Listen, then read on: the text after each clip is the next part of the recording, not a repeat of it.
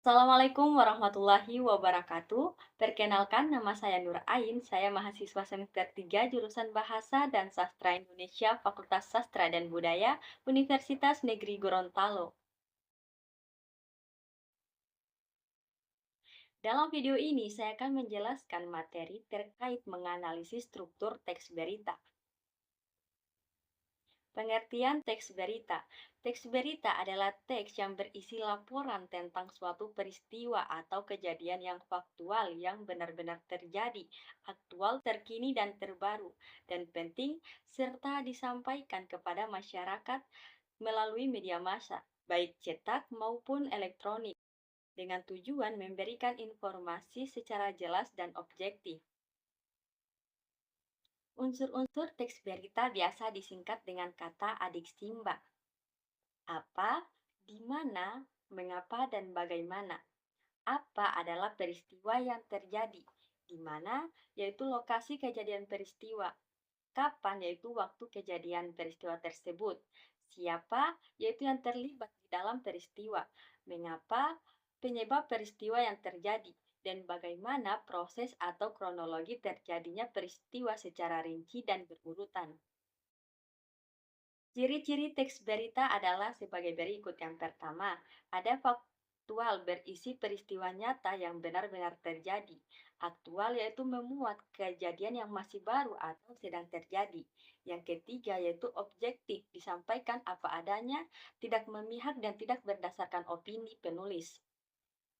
Yang keempat adalah mengandung unsur adik simba, yaitu apa, di mana, kapan, siapa, mengapa, dan bagaimana. Kelima yaitu menggunakan bahasa baku sesuai kaidah bahasa Indonesia yang baik dan benar. Dan yang keenam adalah singkat, padat, dan jelas informasi disampaikan secara langsung dan mudah dipahami. Yang ketujuh adalah menarik perhatian pembaca, di mana judul dibuat ringkas dan mencerminkan isi berita tersebut. Jenis-jenis teks berita antara lain sebagai berikut. Yang pertama, di mana berita langsung. Berita yang disampaikan secara singkat, padat, dan langsung pada inti peristiwa tersebut. Yang kedua adalah berita mendalam, berita yang mengulas suatu peristiwa secara lebih rinci dan mendalam. Dan yang ketiga adalah berita interpretatif, di mana berita yang tidak hanya menyampaikan fakta, tetapi juga disertai penafsiran atau penjelasan dari ahli. Yang keempat adalah berita opini, berita yang berisi pendapat atau pandangan seseorang terhadap suatu peristiwa seperti tajuk rencana atau editorial. Yang kelima adalah berita investigasi, berita yang diperoleh melalui penyelidikan mendalam untuk mengungkap fakta yang tersembunyi. Enam adalah berita ringan, di mana berita yang bersifat menghibur dan tidak terlalu terikat pada unsur waktu, misalnya berita human interest. Struktur dan kaidah kebahasaan teks berita. Struktur teks berita biasa diawali dari judul, di mana judul ini harus menarik perhatian pembaca dan mencerminkan isi berita. Yang kedua adalah kepala berita. Bagian awal berita yang berisi inti informasi paling penting, biasanya memuat unsur apa, di mana, kapan, dan siapa. Selanjutnya, case nomor 3 adalah tubuh berita. Penjabaran lebih lengkap dari teras berita berisi rincian peristiwa, data, dan fakta pendukung biasa mengandung unsur mengapa dan bagaimana. Dan yang terakhir adalah ekor berita. Bagian akhir berita ini yang berisi informasi tambahan atau penutup yang kurang penting. Ekor berita ini juga jika dihilangkan juga tidak akan memengaruhi isi dari berita tersebut. Kaidah kebahasaan teks berita. Yang pertama, menggunakan bahasa baku dan formal sesuai dengan kaidah bahasa Indonesia. Yang kedua adalah bersifat objektif dan faktual, di mana tidak mengandung opini pribadi penulis. Yang ketiga, menggunakan kalimat langsung dan tidak langsung untuk menyampaikan pernyataan narasumber.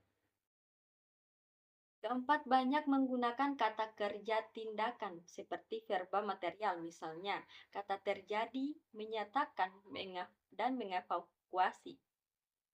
Yang kelima, menggunakan keterangan waktu dan tempat di mana untuk menunjukkan kejelasan peristiwa tersebut.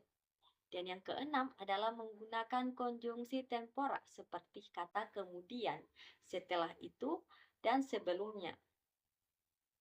Dan yang ketujuh, menggunakan kalimat efektif dan singkat agar mudah dipahami oleh para pembaca. Langkah-langkah menganalisis struktur teks berita. Yang pertama, teman-teman harus membaca teks berita secara menyeluruh untuk memahami isi dan peristiwa yang diberitakan. Yang kedua, mengidentifikasi judul berita untuk mengetahui fokus utama peristiwa. Yang ketiga, menentukan kepala berita yang berisi informasi penting. Dan yang keempat, menentukan tubuh berita yang menjelaskan peristiwa secara rinci dan kronologis. Yang kelima, menentukan ekor berita yang berisi informasi tambahan atau penjelasan lanjut. Yang keenam adalah mengaitkan setiap bagian dengan unsur apa, di mana, kapan, siapa, mengapa, dan bagaimana. Dan yang ketujuh adalah menyimpulkan kelengkapan struktur teks berita. Contoh teks berita. Gempa di Nusa Tenggara Timur.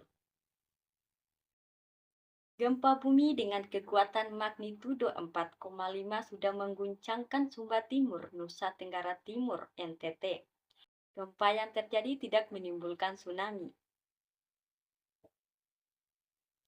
Hal ini sesuai informasi dari Badan Meteorologi, Klimatologi, dan Geofisika atau BMKG, Senin pada tanggal 17 Juni 2019 dalam penjelasan BMKG, gempa bumi terjadi pada pukul 03.13 waktu Indonesia Barat. Pusat gempa berada di 16 km barat daya Karera, Sumba Timur. Titik koordinat berada pada 10,41 lintang selatan sampai 128 bujur timur dengan kedalaman gempa sekitar 10 km. Saat gempa terjadi, masyarakat Sumba Timur mengalami kepanikan sebab terjadi secara tiba-tiba. Selanjutnya kita masuk di analisis dari contoh teks berita tersebut. Kepala berita berada pada kata gempa bumi dengan kekuatan magnitudo 4,5 sudah mengguncangkan Sumba Timur, Nusa Tenggara Timur, NTT. Gempa yang terjadi tidak menimbulkan tsunami. Bagian ini disebut kepala berita, muat informasi paling penting dan inti peristiwa. Unsur yang terkandung yaitu apa? Yaitu ke gempa bumi, yang kedua di mana? Sumba Timur, Nusa Tenggara Timur. Yang ketiga, berapa kekuatan dari gempa tersebut, yaitu magnitudo 4,5. Dampaknya tidak menimbulkan tsunami. Kepala berita berfungsi menarik perhatian pembaca dan memberikan gambaran awal tentang kejadian. Tubuh berita berada pada kalimat hal ini sesuai informasi dari Badan Meteorologi, Klimatologi, dan Geofisika (BMKG) Senin tanggal 17 bulan Juni 2019 dalam penjelasan BMKG, gempa bumi terjadi pada pukul 03.13 waktu Indonesia Barat. Pada bagian tubuh berita berisi penjelasan lebih rinci tentang peristiwa, dan pada bagian ini terdapat yang pertama disertakan sumber berita yaitu BMKG, dan yang kedua dijelaskan waktu kejadian secara lebih spesifik, yakni Senin tanggal 17 Juni 2019 pukul 03.13 waktu Indonesia Barat. Tubuh berita berfungsi memperjelas informasi yang telah disampaikan pada kepala berita. Dan yang terakhir adalah ekor berita atau penutup. Pusat gempa berada di 16 km barat daya Karera, Sumba Timur. Titik koordinat berada pada 10,41 lintang selatan sampai 120,08 bujur timur dengan kedalaman gempa sekitar 10 km. Saat gempa terjadi, masyarakat Sumba Timur mengalami kepanikan sebab terjadi secara tiba-tiba. Bagian ekor berita berisi informasi tambahan dan pelengkap. Seperti yang pertama letak pusat gempa, dan yang kedua koordinat gempa, dan yang ketiga kedalaman gempa, serta yang keempat adalah kondisi masyarakat saat kejadian. Ekor berita memberikan data lanjutan yang melengkapi pemahaman pembaca, namun tidak sekrusial kepala berita. Baiklah, itulah penjelasan saya terkait struktur analisis teks berita. Wabillahi taufiq wal hidayah. Wassalamualaikum warahmatullahi wabarakatuh.